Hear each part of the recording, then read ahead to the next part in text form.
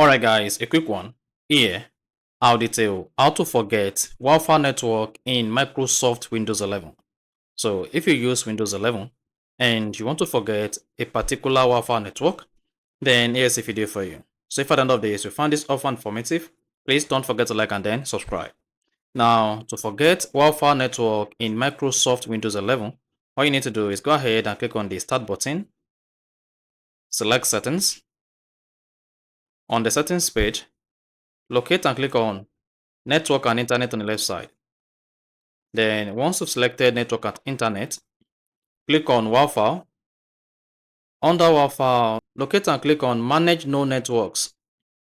Here, you have access to all the networks you have connected to on your Windows 11. Now, to forget Wi-Fi network on your Microsoft Windows 11, all you need to do is locate the network and then click on Forget. Then repeat this on all networks you want to forget on your Wi-Fi network Windows 11. So just keep clicking forgetting, and once you hit forget, the Wi-Fi network will be removed and then you're good to go. So that's exactly how to remove Wi-Fi network in Microsoft Windows 11. So if you found this offer informative, please don't forget to like and then subscribe.